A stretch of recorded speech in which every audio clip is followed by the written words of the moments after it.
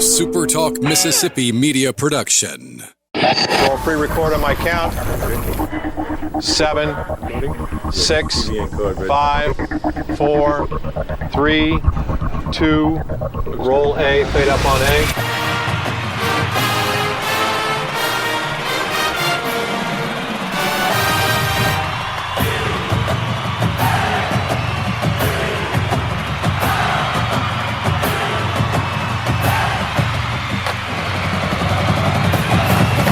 Southern Miss to the top. You're tuned in to the Eagle Hour. Hey, welcome back, everybody. SuperTalk Eagle Hour on the air from the Southern Bancorp studio here in Oak Grove. Bob Getty, Kelly Center, Dima Mixon. We're glad you're with us. Opening segment of our show today being sponsored by Movie Star Restaurant. Big crowd of people over there right now enjoying a delicious Southern cooking buffet. They cook them 6 days a week for 25 years, Movie Star Restaurant, just in case you want to take your family out for a wonderful meal. Any day of the week, always put Movie Star high on your list. Also want to thank our good friends at Forest Healthcare. They remind you that keeping up with your favorite team is fun, but you are always the most important player. So you be sure you get an annual physical. Be sure your health is as good as it can be. Forest Health can help you with expert medical care closer to home. We're very grateful to Forest Healthcare for sponsoring the SuperTalk Eagle Hour. All right, on the show today, Southern Miss has a new women's soccer coach. He's going to join us a little later in the program. We're going to visit with Heath Hinton from Big Gold Nation. Is that right? Haven't had Heath on the show in a while. But we're going to start the show out with a couple of tidbits of news, and there may be some big movement taking place in the Sun Belt Conference baseball-wise. Dima, fill us in on that. Yeah, there's a lot of talk right now, chatter, as you will, as everybody seems to have their sources this time of year. It's it's in December when football season is done, and then when baseball season is done, everybody seems to have their sources. But the word on the street now is that there's a heavy play at South Carolina to get Coastal Carolina head coach Kevin Schnall as their next head baseball coach, and that is nothing official yet. Looks like some dominoes and some things still need to fall, but I would expect a decision soon, almost maybe this afternoon, maybe during this hour, but very soon. And that, of course, would be very big news for the Sun Belt, in that the fact that you have a World Series finals coach, departing the program in a Sun Belt school. Coastal Carolina's head coaching position would therefore be open, which would be a big position for anybody in the Sun Belt. And then, so it's going to be interesting to watch that over the next couple of hours, couple of days. But my sources say, no, I'm just kidding. I don't have any sources. Yeah, I would be shocked if this didn't happen. None of us have any sources. This has been the worst kept secret in the world. Right. Well, I mean, and I agree, Kelly. Here's what I would ask both of you guys. That'd be 3 head coaches over there in the last few years. So there's obviously turmoil taking place to a degree at Coastal. And in today's world, of course, he's subject to take half the team with him to South Carolina. Does this open the door for, dare I say it, Troy to become the other power in the conference? In other words, will we go from Southern Miss and Coastal as seen as the best 2 teams in the league to Southern Miss and Troy? I think there's a good argument. You have to think of it this way, as far as coaches go, I mean, Schnall right now is by far the best coach in the Sun Belt, just from what he's done in a postseason perspective. And then now, hypothetically, if he leaves, Skylar Meade at Troy, if they win this weekend, he would be the only coach in the league to get his team to Omaha. That's hard to believe. It's unbelievable to believe. And off the top of my head, he would probably be the only coach in the league who's won a regional. Well, let me tell you, don't be surprised if Skylar Meade is also leaving. Sure, that's a great argument. At the end of the season. Could he be at Coastal? No, I don't think that would happen. But there are other dominoes falling at other schools. And does Skylar Meade become a hot commodity just based on this one fluky little situation that's developed with him? I don't know, because I still consider Christian Ostrander the best coach in the Sun Belt. Right. But from a postseason perspective, you have to think that Schnall would be the best one just because of what they did last season and the year before and stuff like that. But and he was only a first-year coach. He's only a second-year coach. They wouldn't come knocking at the door for Oz, would they? No. Okay. And I'll tell you why. Is number one, he has made it very clear that because of family connections and the situation he's in at Southern Miss, and it's what I call the Jeff Bauer syndrome too. When Coach Bauer was the head football coach, he had a chance to go to Wyoming. He had a chance to go to some schools in Texas as head coach of these different universities, and he told the first 2 or 3 suitors no. And what happens is once you kind of get in that habit of saying no, people who are in the job market say, no, we're not going to approach that guy because he's already turned down 3 other jobs. Absolutely. He's happy where he's at, and he's not going to go anywhere. I will say with Oz, though, there is, I do think that there are jobs out there that would be attractive to him. I just say that I don't see Oz ever taking another mid-major job because he views Southern Miss as the best mid-major program that you could be a coach at, which I think he's pretty much right on that. There's very few that are like Southern Miss with the fan base is bought in as this fan base is and things like that. But, there are certain Power 4 head coaching opportunities that I do think he would at least – any reasonable man would have to, consider if he was ever offered those. I don't think that's going to be anytime soon. But let's say next year Southern Miss makes it to the World Series.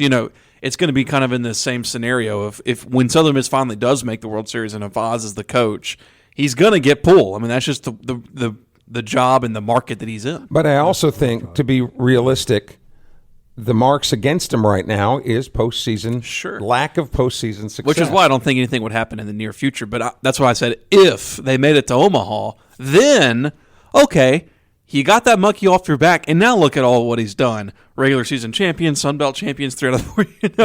His resume is so much more incredible. And I hate to bring this up because I know everybody's going to be like, oh, here he's going to bring up this team. Ohio State. I'm just going to say this. Ryan Day at Ohio State, football coach at Ohio State, incredible regular season numbers. Could never beat Michigan.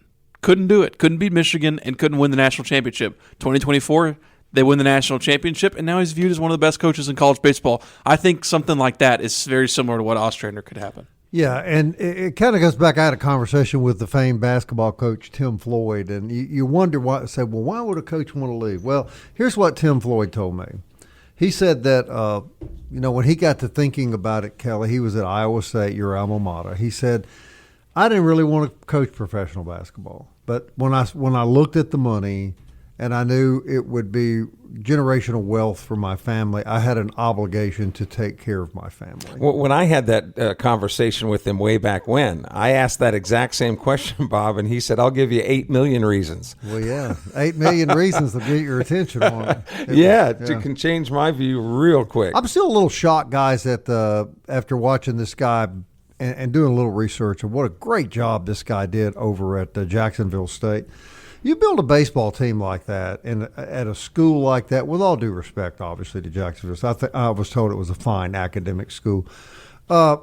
Great job, man. He's built this program up, and now he's willing to walk away from it.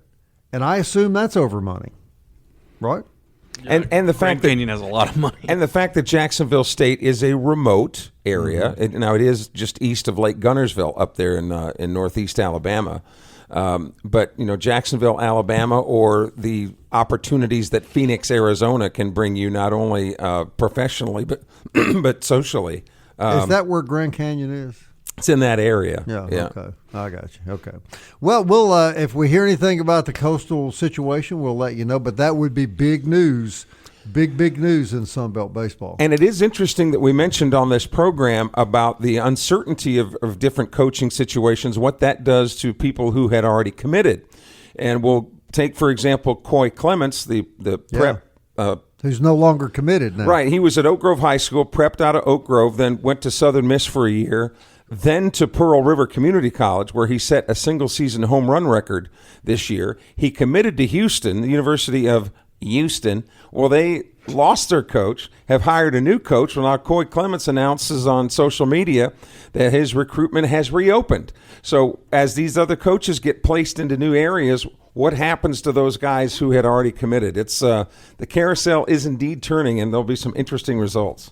Absolutely, and really this week is when I expect a lot of the coaching, this week and next week, to a lot of the coaching things to kind of figure themselves out, and then the transfer portal, I really expect to pick up, toward the end of next week and then onwards until June 30th, and a lot of names right now in the portal, still just 2 from Southern Miss, still the 2 that we mentioned on Monday.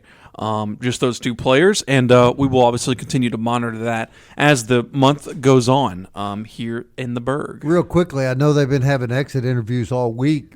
Do you think if there were key players entering the portal, we would know about it now, Dima?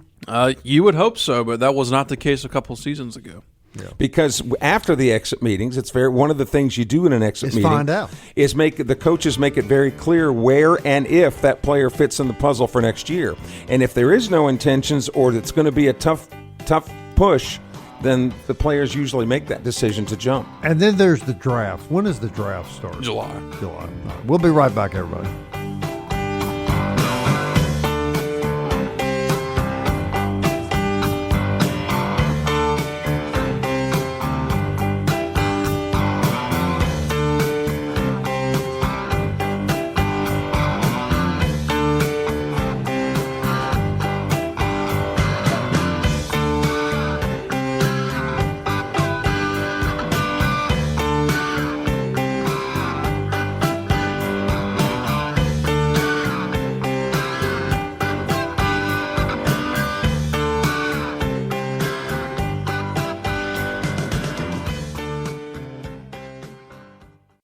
Big news from Robinson Electric Supply in Laurel. We've moved. You'll now find us directly behind our old building, right by Sawmill Animal Hospital. We're still your trusted electrical distributor, carrying everything from conduit to tape. And don't forget our full line of Milwaukee tools. Whether you're a contractor or a DIY pro, stop by the new Robinson Electric Supply at 1222 West 6th Street and see what's lighting up Laurel. Robinson Electric Supply. New location, same trusted service.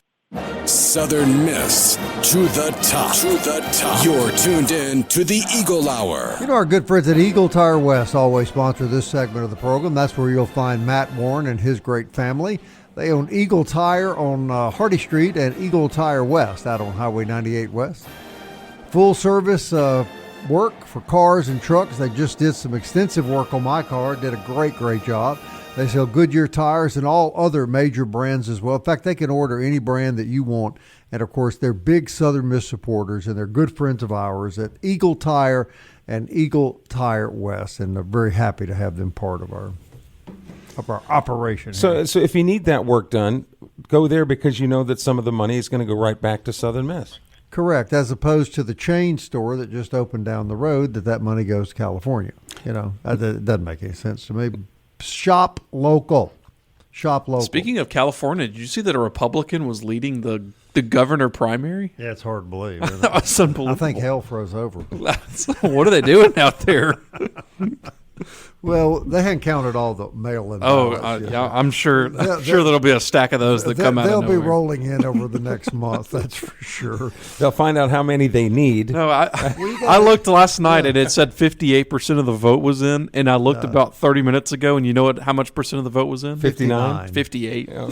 They hadn't counted a Kelly single makes vote. A great point. They have to determine the level of deficit before the mail-in ballots come in. Yeah, that's how many they're short.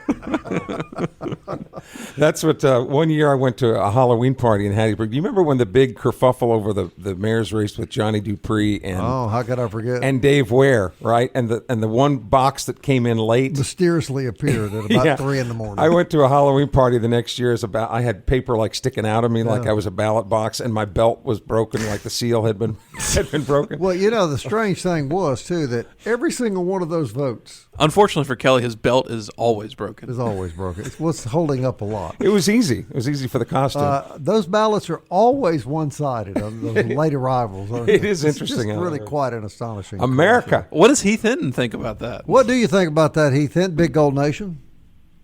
I think mail-in voting can be a little insane at times. Yeah, I think you're. That's what I right. think. I think if you can't get to the polls on where are we? What are we doing? What are we doing here? Never mind. Tell you what, for a mail-in ballot at Heath's place, you got to have a goat or a donkey or something to get it out of there. Yeah, you gotta have trust me, you gotta turn off the paved road to get to where I am. Pack animal. We got some pack animals. Yes. To get I the thought he was ballot. living on his yacht. Yeah. Yeah. What happened to the yacht, Heath? You sell it? I sold it. Was too hard to get the wheelchair on there. The crane wasn't working right, so I just sold it. I'm just going to get me a cruise ship instead. Oh well, I'm glad to hear it. All right, now speaking of needs, I want plenty of room. All right, give us your evaluation. You hear that, Kelly? Evaluation. Very, very, Very Southern. Can you tell baseball's over? We're just trying to kill the hour here. Heath, give us your evaluation of. We're talking earlier about the portal, kids that are entering the portal from around the country. Where do you suspect Southern Miss coaches will be looking in the portal for whom and what position? I guess would be a better way to ask you. I think what I've been hearing, where they're looking at, you're going to be looking at outfield, maybe corner outfielder, center fielder, probably a first baseman, middle infielder, catcher. If you're talking position players, then they're going to be looking for some left-handed arms for pitches, especially in the bullpen. I feel like that's the approach they're going to take. One thing about this lineup, there was plenty of guys that hit a home run, but getting on base and driving in runs, doubles, gaps, things, there just wasn't a lot of that, and the coaches know it. So they're going to need to go out and find some guys that are – you take, for instance, the Piasecki guy from Troy. He was a transfer into Troy last year. One of the hardest guys I've ever seen to get out. Mm-hmm. I mean, he didn't strike out. He put the bat on the ball. And they're going to be looking for guys like that. So there's a second baseman from, App State who's in the portal that might be an interesting fit at Southern Miss. You never know. They're probably looking at the first baseman. Those guys are really hard to get, though, because if you get a power first baseman and power corner infielder in the portal, they're going to have a lot of money thrown at them. So we'll see about that. But, they're looking at I'm sure there's got a lot of money freed up because of all the guys that left. You got Colby gone. You got Urban gone. You got Tigden gone. You got so much money freed up, Russo, that you're going to be able to go out and have a little money to go and get some guys to come in. Yeah, Heath, and I think it's important to note just how much they're going to be losing on next year's team, but also – in a way, you kind of want to rebuild it in a different way than you had this season, right? Where you're saying you had a lot of power bats, but I think in this portal, they're not going to be looking for necessarily all those power bats that they had in this lineup. They're going to be looking for like you said, the Piaseckis or whatever it is. And how much do you think they're going to look towards the junior college level? I think they'll look some towards the junior college level, but Southern Miss has such a good name in college baseball that they could probably go out and find some guys who are going to be going into their junior year that have D1 experience from good programs. So, yeah, they're going to look at JUCO. They always do, maybe a pitcher or two. But they really, I think, with the name Southern Miss has, they can go out and get some guys in the portal and use that money they're going to have freed up to bring some guys in.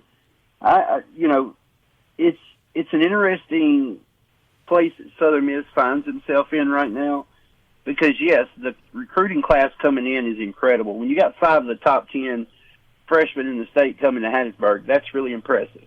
But it's going to take them a while to get adjusted. So you're going to need to bring some guys in that are going to be able to fill those holes immediately. They are losing a lot, but, also they're retaining some too. You got Gillespie, you got Barrett.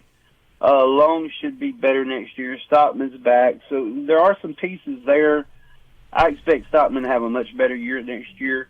I just think that, you got to add those pieces. And if you think about those pieces right there, except for maybe Long, those are kind of slug guys. Those are guys that hit home runs. You need to add some pieces out there that can get on base, that can drive in runs with singles, doubles in the gap. We need to get some speed. Man, they missed speed at the top of the lineup this year. They just did. Seth Smith was really good, but Smith just would have been a fantastic two-guy behind some of the leadoff hitters they've had in the past. So I think they're going to look for speed and guys that really can get on base at a high level. Do you worry, Heath, to any degree about key Southern Miss players entering the portal? I don't. I mean, maybe. It's going to be tough for some kids when they get, when you get coached by some of the SEC schools and they're throwing big-time money at you. It's hard to turn it down, but you also got to think of it in that sense. If he goes there, does he just become a number? If he stays at Southern Miss, where the chances he may not make as much at Southern Miss, but if he gets drafted next year, it's probably going to be he's going to get a higher bonus.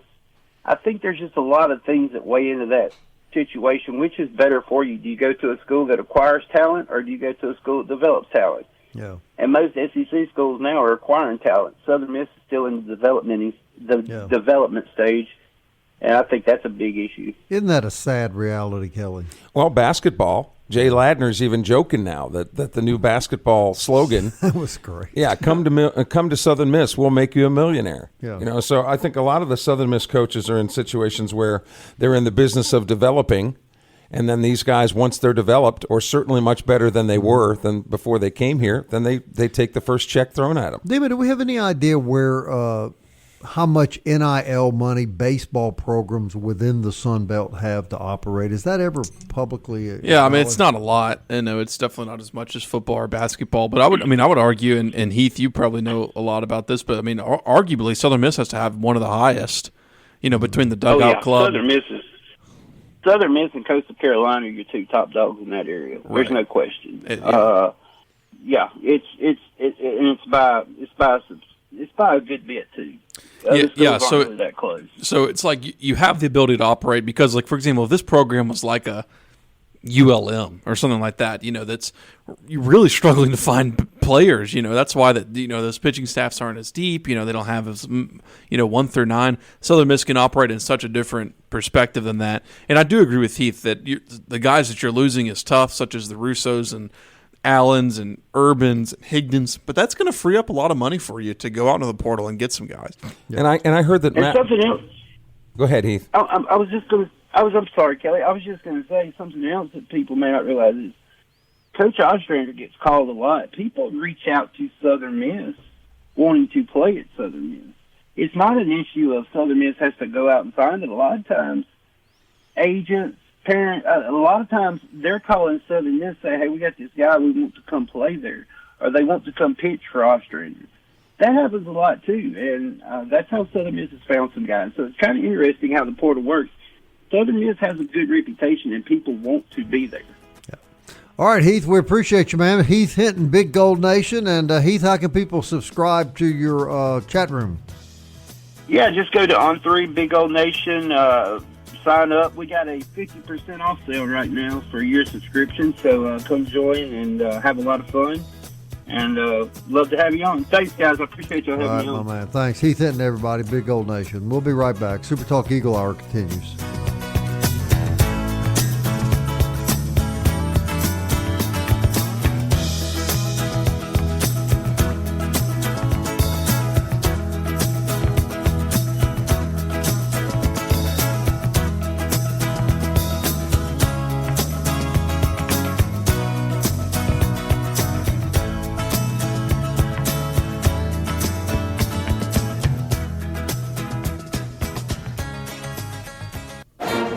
Eagle Hour. Southern Miss to the top. DBAT sponsors this segment of the Super Talk Eagle Hour. DBAT is located on Hardy Street, and you know all about it. State-of-the-art, absolutely beautiful facility for baseball, softball training for kids and adults, I suppose, and sports training of any sport for adults. They've got great instructors down there, beautiful facilities, and a plan to make you the best you can be in whatever sport you choose to pursue. MCS Home Center, that's where the Pine Belt goes for their home remodeling and home construction and home repair projects, and you should too. They've got everything you need for your next project, whether it be your home and your lawn or your garden. It's all available at MCS Home Center in Bellevue. MCS is Hattiesburg's new improvement home center. They got local folks out there eager to help you. 7329 Highway 98 West, and they truly believe in customer service, and Boy, that's refreshing if you go to these big box home improvement stores. Customer service, that's what they do at MCS Home Center. They've got appliances there too now, Bob. Beautiful appliances. Yeah, there really isn't any, you don't need to go really anywhere else. Grills, outdoor grills, and cooking for the summer. And it seems like every month they're adding new stuff that they haven't had before. Correct. Well, that's because Stone runs the place, and, he runs a tight ship. Stone Lot is the man. He is the man. There's no doubt about that. I'll tell you, another man is down at Genesis of Hattiesburg. That is Matt Grubbs. He does so much for Southern Miss Athletics. He owns the Genesis of Hattiesburg dealership. Kevin Mullins runs the place, of course, and that's where you'll find their beautiful sedans and SUVs, and that is Mississippi's exclusive Genesis dealership, and it's right here in Hattiesburg on Highway 98 West. And Danny Owens is the man for Southern Miss women's soccer. He's the head soccer coach entering his first season. And as we welcome you, Coach Owens, to the Eagle Hour, you've got a big camp coming up this weekend where there's going to be some of the finest soccer players in the state coming to Hattiesburg. Tell us the purpose of the camp. And then you guys are going to be among the first teams on campus for the fall. I think July 15th you guys are able to report and get going. As we welcome you, let's start with the camp this weekend, Coach Owens, and we'll go from there. Yeah, thanks for having me. We had it's called an ID camp. It's just an opportunity to bring players around from, like you said, from the state. We have players from Louisiana and Alabama and even Arkansas coming in, so even kind of regionally as well. And it just gives us the time to get players on campus and have them work with our staff, and they get a kind of a feel for our coaching staff, and then we can get a feel for their personality. And we'll do like some practice sessions and some mini games, and then we end with the full game, and again, get some on campus and let's really get a good look at these players who are interested in coming to Southern Miss. Soccer. Say 10 or 15 years ago, before the advent of social media, these camps were really a good thing to identify talent, and you found a lot of talent, diamonds in the rough, so to speak. But really, Coach Owens, anymore with social media, are there any athletes in any sport that you guys at the head coaching level, at the Division I level, don't know about? I mean, do you ever find those diamonds in the rough that just nobody seemed to identify originally? Yeah, I mean, like you said, I think these players are educated enough now. They do a really good job of promoting themselves. But yeah, you can find, because there's different levels of events and showcases that players can attend, and not every player is able to attend those events. So yeah, there's some good local talent in and around Mississippi, Louisiana that you can find that maybe just didn't get seen enough by coaches. So I would say, yeah, again, this just gives us an opportunity. Some of these players we know, some of these players maybe we've heard of, but we haven't really been able to see yet. And so it's a more personable opportunity to get to know these players and get a good feel for what they can do. And again, just on the personal side, when you're at an event or a game and you just get to watch from the sideline and you leave, this gets you, to kind of work with them and see their training habits and some of the smaller stuff that maybe you don't get to see in a game. And I think I was right that July 15th is when the women will report for Southern Miss Soccer. And it's no secret, Coach Owens, that it's a really rough season last year. So when you take a look at your priority list, what are some of the top 2 or 3 things that you've got to get established heading into your first season? Yeah, so we have 19 new players coming in. So it's going to be a brand new roster, total turnover. I think we have 8 returning from last year's team. So really just get these players in and, a lot of them we know, but just kind of figuring out what pieces of the puzzle fits, and that's going to take us a while. So I think this is the first year that Division I has allowed coaches get to actually work with the players. Typically you come in and you can work with the strength coach and they can do their running, but you couldn't interact with the players while they're on campus. But this is the first year where we can spend 10 hours a week for the first couple weeks with the players. So of all the years, especially for Southern Miss, this is really important because we're going to have so many new players. So I think we've talked to the coaching staff. We're going to approach this a little bit different, and we're maybe going to, where we used to start with the smaller pieces of the game and kind of build it to the big game.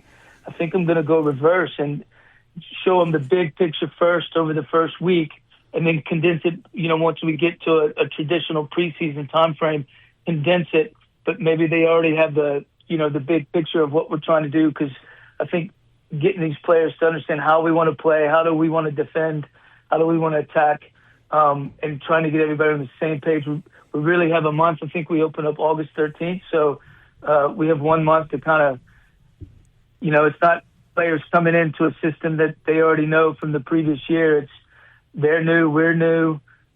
Even the players here are basically new as well. So just getting everybody on the same page is going to be really important those first couple weeks. Coach, this is Diva Mixon. I'm just curious what you can tell us and what you can tell the listeners just about some of the players that you have on your team. You mentioned several new players. I guess, did any of them come with you over from William Carey? All those things. Just share us a little bit about some of your players. Yeah, so we did. We brought 3 players over with us in the spring, and we have one more who's graduating.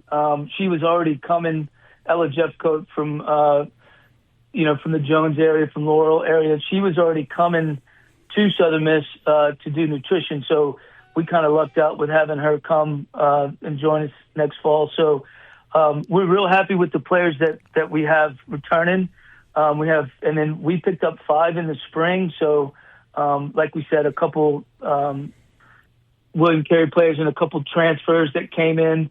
And then we have handful of freshmen that are coming in. Some of them were signed from the previous staff, which we're excited about. And then really we had to go out and find our type of player, the players that we want. So we have kind of a combination of freshmen coming in, and then a combination of transfers. We have like the freshman of the year from a Division II school, and an all-conference goalkeeper coming in from a Division II school. So, some of those players, and then just different players, some Division I players that have transferred from over. So just kind of a mix of everything. Some are international, some are, local players from the area, a player from Texas. So it's kind of just a mix of players, young and old, experienced and local and from afar. Real final question, Coach Owens. You had been on Southern Miss's list for a long time, but you wouldn't leave William Carey. What made you? Was there a defining moment that you said, now is the time for me to make the jump from Carey to Southern Miss? Yeah, I think there wasn't. I think I accomplished a lot at William Carey. Playing in 4 national championship games, and I think in the middle of the year we became the all-time winningest program in the NAI at William Carey, and so. I think the opportunity to stay here, obviously very familiar with it. I think Jeremy was very welcoming, and some of the things that I wanted to maybe have put in place coming over. Jeremy was accommodating to that, and so there was really no reason to say no from the Southern Miss side of things, and from a William Carey side of things, I think I accomplished everything. I loved William Carey, could have stayed there for my career, but the opportunity for something different and a new challenge, rose, and it was local. And can't tell you how many people have told me how lucky I am, to make this jump and being local. And I think my local ties and to the community has really helped kind of kickstart. We're trying to get some locker rooms built and doing different stuff. So I think all that. I think it was an easy transition, and I think it was good for me. I think it's going to be good for Southern Miss. I was really excited about the opportunity, and I've had a blast. It's been a lot of work, but I've had a blast these last 4 or 5 months with this new challenge. All right, Coach, we sure appreciate your time very much, and look forward to those camps, and look forward to the new season. Thank you, sir. Yep. Thank you. Thanks for having me. Hey, as we head to the break, here's a non-sports related bulletin, but I find very interesting. I know a lot of people around here enjoy going down to 30A in the Florida Panhandle. Well, the water has been closed from Seagrove to Grayton Beach because of an apparent shark attack off the coast of 30A this morning. So double red flags weren't supposed to be in the water anyway, and now there's another reason not to be in the water. Maybe it's just Ole Miss fans vacationing. Huh? No, they're in Auburn. We'll be right back.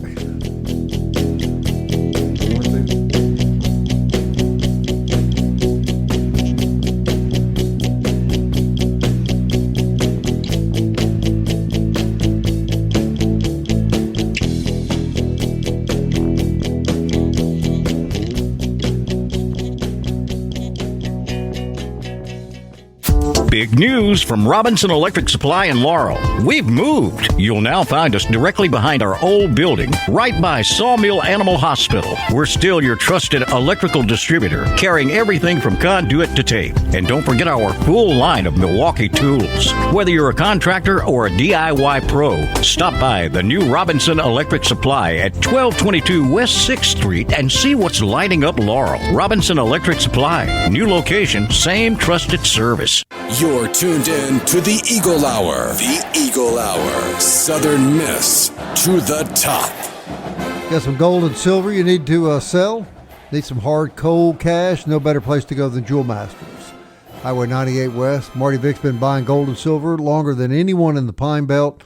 I say it every day, but it's so true. Don't be fooled by these Johnny-come-latelys. If you want top dollar, you want to be treated confidentially, you want it to be easy, in and out, quickly, you're out the door with your cash.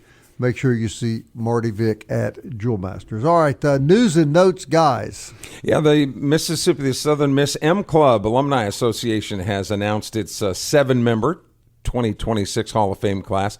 Now, you know you're getting old, Bob, when regardless of how far these athletes go back, you remember when they played. Correct, right. And all of these are on that list. Jamie Collins from football, of course. He was at Southern Miss from 2009 to 2012. Went on to have a great NFL career. Jamara Faulkner with the women's basketball team, 4-year starter, 2010 to 2014. Darrell Lindsay in baseball goes back to the Hill Denson years, 85 through 88. You see his jerseys posted, I know, in Buffalo Wild Wings locally and in the suites there at the baseball field. Jeff Posey in football, who I think you're going to interview on Legends, Bob, at some point. Jeff Posey, I think you've got him scheduled to be on. I think that's right. Yeah, one of your podcasts. Ashley Ryer Castleman, who ran track at Southern Miss from 2004 to 2007, and of course former cross-country head coach Wayne Williams, and Todd McCall, former director of sports medicine, who I think may have been on this show a time or two as well. Mm-hmm. But the induction is going to take place on Friday night, October 16th, and then they'll be introduced to the public on Saturday, October 17th during the home football game against Arkansas State, which will no doubt be a sellout. Speaking of the podcast, we're releasing the Jay Hobson interview tomorrow, and I want to ask you this, Kelly. The man coached here for 4 years. He had 4 winning seasons and 3 bowl games, and they ran him off. Can you explain that to me?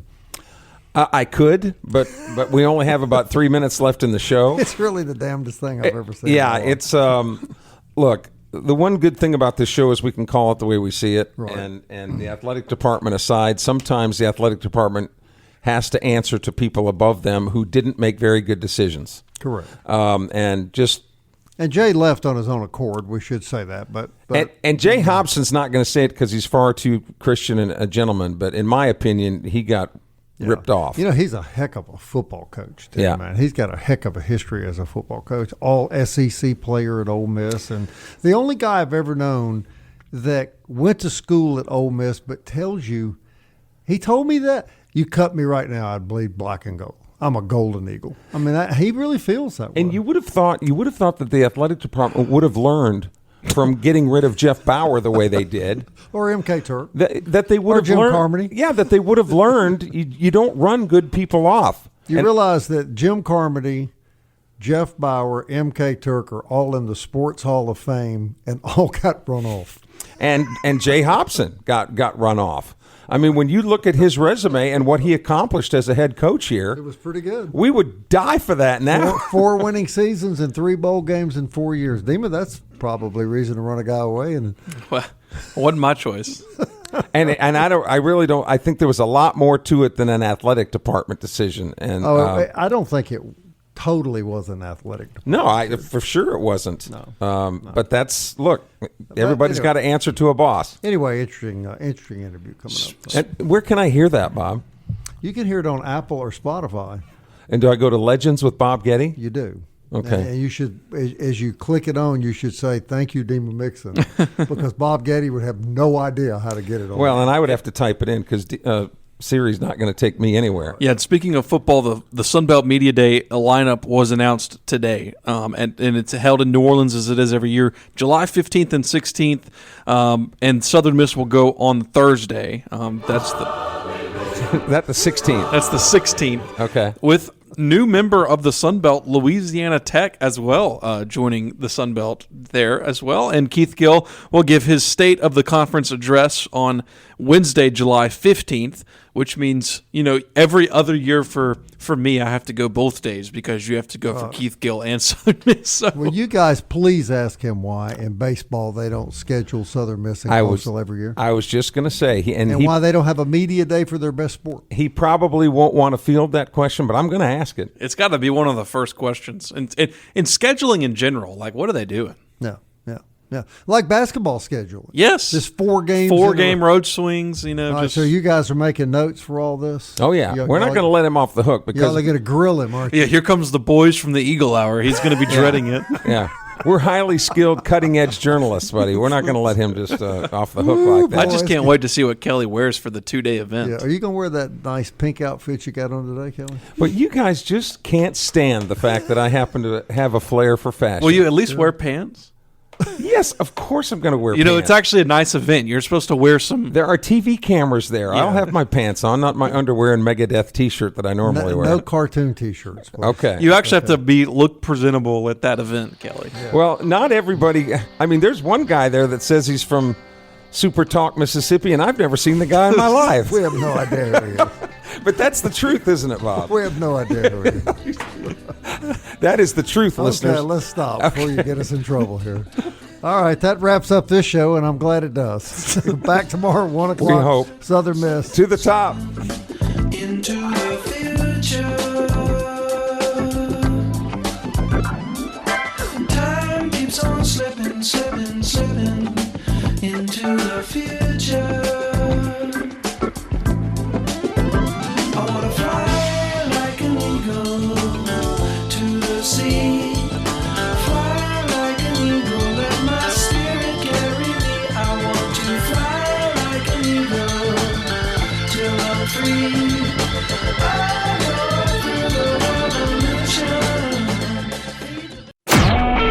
A SuperTalk Mississippi media production.